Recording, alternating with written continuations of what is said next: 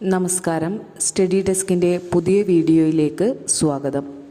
ഇന്നത്തെ ക്ലാസ്സിൽ 5ാം ക്ലാസ്സിലെ സാമൂഹ്യശാസ്ത്രം ടെക്സ്റ്റ് ബുക്കിലെ 4ാമത്തെ ചാപ്റ്ററായ വസ്ത്രത്തിൻ്റെ നാൾവഴികൾ, ആ ചാപ്റ്ററിൻ്റെ 2ാമത്തെ ഭാഗം ക്ലാസ്സാണ് നമ്മൾ പഠിക്കാൻ പോകുന്നത്.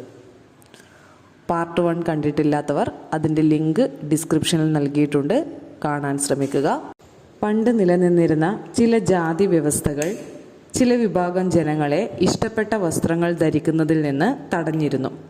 ഇതിനെതിരെ ഉത്രം തിരുനാൾ മാർത്താണ്ഡവർമ്മ പുറപ്പെടുവിച്ച വിളംബരത്തെക്കുറിച്ച് ടെക്സ്റ്റ് ബുക്കിൽ സൂചിപ്പിച്ചിട്ടുണ്ട്. തെക്കൻ കേരളത്തിലെ താഴ്ന്ന ജാതിക്കാർ എന്ന് പറയപ്പെട്ടിരുന്ന വിഭാഗങ്ങളിലെ സ്ത്രീകൾക്ക് മേൽവസ്ത്രം ധരിക്കുന്നതിനുള്ള അവകാശം അനുവദിച്ചുകൊണ്ട് 1859 അന്നത്തെ തിരുവിതാംകൂർ രാജാവായ ഉത്രം തിരുനാൾ മാർത്താണ്ഡവർമ്മ വിളംബരം പുറപ്പെടുവിച്ചു. തിരുവിതാംകൂർ എന്ന് പറയുന്നത് തെക്കൻ കേരളത്തിലെ ഭൂരിഭാഗം പ്രദേശങ്ങളും മധ്യ കേരളത്തിലെ ചെറിയൊരു ഭാഗവും ഇന്ന് തമിഴ്നാടിൻ്റെ ഭാഗമായ കന്യാകുമാരി ജില്ലയും ഉൾപ്പെട്ട നാട്ടു രാജ്യമായിരുന്നു തിരുവിതാംകൂർ. 18ാം നൂറ്റാണ്ടിൻ്റെ പകുതിയോടെ അനിഴം തിരുനാൾ മാർത്താണ്ഡവർമ്മയുടെ കാലത്താണ് തിരുവിതാംകൂർ നാട്ടുരാജ്യം വിസ്തൃതി പ്രാപിച്ചത്. 1956 കേരള സംസ്ഥാന രൂപീകരണത്തോടെ ഈ നാട്ടുരാജ്യം കേരള സംസ്ഥാനത്തിൻ്റെ ഭാഗമായി. ഇനി എന്താണ് മേൽമുണ്ട് സമരം അഥവാ ചാന്നാർ ലഹള എന്ന് നോക്കാം. 19ാം നൂറ്റാണ്ടിൻ്റെ തുടക്കത്തിൽ തെക്കൻ തിരുവിതാംകൂറിൽ സ്ത്രീകൾ മാറുമറക്കുന്നതിനു വേണ്ടി നടത്തിയ സമരമാണ് മേൽമുണ്ട് സമരം. അക്കാലത്ത് ഉയർന്ന ജാതിയിൽപ്പെട്ടവരെന്ന് പറയപ്പെട്ട സ്ത്രീകൾക്ക് മാത്രമേ മേൽവസ്ത്രം ധരിക്കുവാനുള്ള അവകാശം ഉണ്ടായിരുന്നുള്ളൂ. താഴ്ന്ന ജാതിക്കാരായി കരുതപ്പെട്ടിരുന്ന വിഭാഗങ്ങളിലെ സ്ത്രീകൾക്ക് മേൽജാതിക്കാരുടെ മുന്നിൽ മാറുമറക്കാനുള്ള അവകാശം ഉണ്ടായിരുന്നില്ല. ഇതിനെതിരെ 19ാം നൂറ്റാണ്ടിൻ്റെ ആദ്യഘട്ടത്തിൽ ഈ അവകാശം നേടിയെടുക്കുന്നതിനായി നടത്തിയ സമരമാണ് മേൽമുണ്ട് സമരം. വസ്ത്രം ഒരു സമരായുധമായി മാറ്റപ്പെട്ടത് എങ്ങനെയാണെന്ന് നോക്കാം. പലതരം ചൂഷണങ്ങൾക്കെതിരെ ഒരു സമരായുധമായി വസ്ത്രത്തെ കഴിഞ്ഞ കാലങ്ങളിൽ ഉപയോഗിച്ചിട്ടുണ്ട്. അതിൽ ഏറ്റവും പ്രധാനപ്പെട്ട ഒന്നായിരുന്നു ഇന്ത്യൻ സ്വാതന്ത്ര്യ സമരത്തിൽ ഗാന്ധിജിയുടെ നേതൃത്വത്തിൽ നടന്ന പോരാട്ടങ്ങൾ. ഖാദിയും ചർക്കയും നൂൽനൂൽപ്പും വിദേശ വസ്ത്ര ബഹിഷ്കരണവും ഗാന്ധിജി സ്വാതന്ത്ര്യ സമരത്തിൻ്റെ ഭാഗമാക്കി. ചർക്കയിൽ നൂൽനൂറ്റുണ്ടാക്കിയ ഖാദി വസ്ത്രങ്ങളെയാണ് ഗാന്ധിജി പ്രോത്സാഹിപ്പിച്ചത്.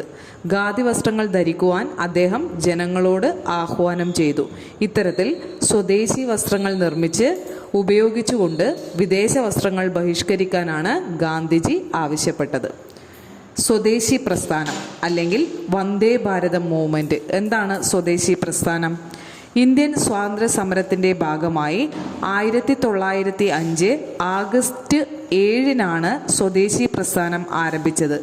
ബ്രിട്ടീഷ് നിർമ്മിത വസ്തുക്കൾ ഉപേക്ഷിക്കുകയും ഇന്ത്യൻ നിർമ്മിത വസ്തുക്കളുടെ ഉൽപാദനവും ഉപയോഗവും പ്രോത്സാഹിപ്പിക്കുകയും ചെയ്യുക എന്നതായിരുന്നു ഇതിൻ്റെ ലക്ഷ്യം.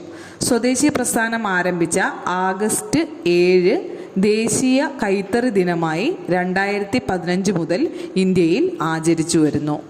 സ്വദേശി പ്രസ്ഥാനവുമായി ബന്ധപ്പെട്ട് വിദേശ വസ്തുക്കളുടെ ബഹിഷ്കരണം എന്ന ആശയം ആദ്യമായി മുന്നോട്ട് വച്ചത് കൃഷ്ണകുമാർ മിശ്രയാണ്. സ്വദേശി പ്രസ്ഥാനവുമായി ബന്ധപ്പെട്ട് വിദേശ വസ്തുക്കളുടെ ബഹിഷ്കരണം എന്ന ആശയം ആദ്യമായി മുന്നോട്ട് വെച്ചത് കൃഷ്ണകുമാർ മിശ്രയാണ്. അദ്ദേഹത്തിൻ്റെ ഒരു പ്രസിദ്ധീകരണമാണ് Sanjeevani. Swadeshi steam navigation company VO Chidambaram Pillai ആരംഭിച്ചതാണ്. അദ്ദേഹമാണ് കപ്പലോട്ടിയ തമിഴൻ എന്നറിയപ്പെടുന്നത്. ബംഗാൾ കെമിക്കൽ സ്വദേശി സ്റ്റോർ ആരംഭിച്ചത് Prafulla Chandra Ray. Indian society of oriental arts Abanindranath ടാഗോറിൻ്റെതാണ്. അദ്ദേഹത്തിൻ്റെ പ്രശസ്തമായ ചിത്രമാണ് ഭാരത് മാത. സ്വദേശി വസ്ത്രപ്രചാരണി സഭ ആരംഭിച്ചത് ബാലഗംഗാധര തിലകാണ്. സ്വദേശി പ്രസ്ഥാനവുമായി ബന്ധപ്പെട്ട കുറച്ച് അഡീഷണൽ ഫാക്ട്സ് കൂടെ ഉൾപ്പെടുത്തിയതാണ്. ഇനി നമുക്ക് എന്താണ് ഖാദി പ്രസ്ഥാനം എന്ന് നോക്കാം. 1918 ഗാന്ധിജിയുടെ നേതൃത്വത്തിൽ ഇന്ത്യയിൽ ആരംഭിച്ച പ്രസ്ഥാനമാണ് ഖാദി പ്രസ്ഥാനം. ഇന്ത്യൻ സ്വാതന്ത്ര്യ സമര ചരിത്രത്തിൽ ഖാദിക്ക് സവിശേഷമായ സ്ഥാനമുണ്ട്. ഖാദി പ്രസ്ഥാനം ശക്തമായതോടെ ഇന്ത്യൻ ഗ്രാമങ്ങളിൽ നിന്ന് ചർക്കയുടെ ശബ്ദമുയർന്നു. ഖാദി വസ്ത്രത്തിൻ്റെ പ്രചാരം ഇന്ത്യയിലെമ്പാടും വ്യാപകമായി. വസ്ത്രധാരണത്തിലെ നാൾവഴികൾ നിരീക്ഷിച്ചാൽ ആദ്യകാലത്ത് ശരീര സംരക്ഷണത്തിനാണ് പ്രാധാന്യം നൽകിയിരിക്കുന്നതെന്ന് കാണാം. തുടർന്ന് ഭൂപ്രകൃതിയും കാലാവസ്ഥയും വസ്ത്രനിർമ്മാണത്തിലും വസ്ത്രധാരണ രീതിയിലും സ്വാധീനം ചെലുത്തി. മാറിവരുന്ന സൗന്ദര്യ സങ്കല്പങ്ങളും സാംസ്കാരിക വൈവിധ്യങ്ങളും വർത്തമാനകാലത്തെ വസ്ത്രധാരണ രീതിയെ സ്വാധീനിക്കുന്നു. പ്രധാനമായും ഇത്രയും ഫാക്ട്സ് ആണ് നമുക്ക് ഈ ചാപ്റ്ററുമായി ബന്ധപ്പെട്ട് പഠിക്കേണ്ടത്. അടുത്ത ചാപ്റ്ററുമായി നമുക്ക് മറ്റൊരു ക്ലാസ്സിൽ കാണാം. വീഡിയോ നിങ്ങൾക്ക് ഉപകാരപ്പെട്ടുവെങ്കിൽ ചാനൽ സബ്സ്ക്രൈബ് ചെയ്യാനും വീഡിയോ ലൈക്ക് ചെയ്യാനും മറക്കരുത്. Thank you.